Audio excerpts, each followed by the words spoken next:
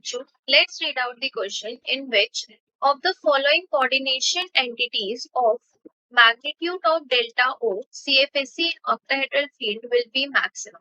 Atomic number for cobalt is 27. First option is CO C2O433 negative.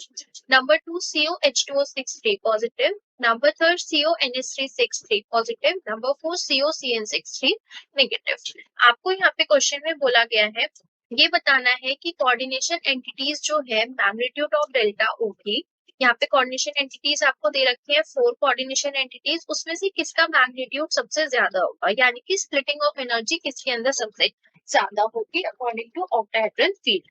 CFSC आपको calculate करनी है। तो अगर मैं इसके की कॉन्सेप्ट की बात करूं तो जो हम इसके अंदर की कॉन्सेप्ट यूज करेंगे that is the CFSC. CFSC stands for crystal field stabilisation energy which is equal to -2/5 delta o T2G plus 3/5 delta o EG। So CFSC जो होती है वो एक टाइप की आपको क्या देती है, स्प्लिटिंग ऑफ एनर्जी देती है कि किसके अंदर स्प्लिटिंग ऑफ एनर्जी सबसे ज्यादा होती है, स्प्लिटिंग ऑफ एनर्जी। और स्प्लिटिंग ऑफ एनर्जी जो है वो किसके केस में है, ऑक्टाहेड्रल फील्ड के केस में। ऑक्टाहेड्रल फील्ड के केस में जो स्प्लिटिंग ऑफ एनर्जी होती है वो कुछ इस टाइप से होती है। ये आपके डी ऑर्बिटल्स बनते हैं, उसके बाद ये इलेक्ट्रॉन्स क्या करते हैं, आपके दो एनर्जी लेवल्स में डिवाइड हो जाते हैं। This is the EG and this one is T2G जो कि 3 इलेक्ट्रॉन्स को कंटेन करता है। ठीक है, इन दोनों के बीच का जो डिफरेंस होता है that is delta O। Delta O to sorry यहाँ पे T2G आएगा and this one is EG। इन दोनों के बीच का डिफरेंस -2/5 डेल्टा O। इन दोनों के बीच का डिफरेंस होता है +3/5 डेल्टा O। ये क्या है, आपका स्प्लिटिंग ऑफ एनर्जी डायग्राम है, diagram of splitting of energy.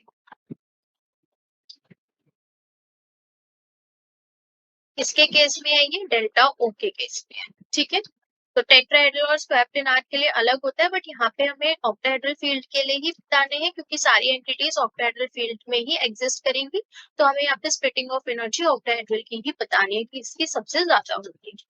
Splitting of energy बताने के लिए आपको दो चीजों का और ध्यान रखना है कि ये आपकी स्ट्रॉन्ग फील्ड लिगेंड और वीक फील्ड लिगेंड इस पे भी डिपेंड करती है।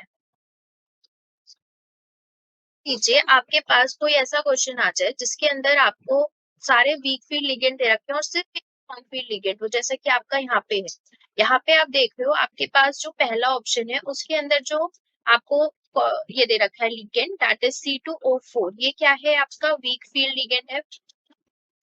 दूसरा है आपका H2O, ये भी आपका क्या है, वीक फील्ड लिगेंड है।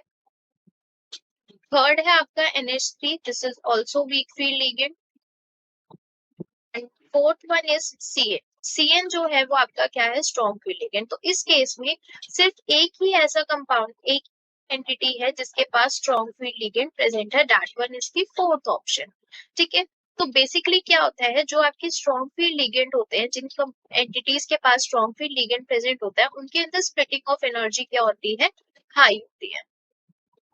और जो वीक फील्ड लिगेंड्स होते हैं वो आपको स्प्लिटिंग ऑफ एनर्जी क्या देते हैं, लो देते हैं, यानी कि लेस।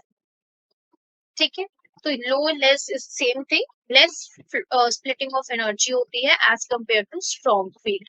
तो स्ट्रॉन्ग फील्ड लिगेंड जो होते हैं वो हाई स्प्लिटिंग ऑफ एनर्जी देते हैं और बाकी सारे क्या है, आपके वीक फील्ड, और एक ही आपका स्ट्रॉन्ग फील्ड है।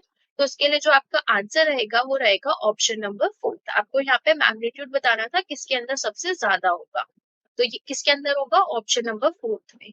तो आंसर जो रहेगा that one is the fourth one, COCN63 negative. So this is the answer for this question. Hopefully you will understood it well. Best of luck.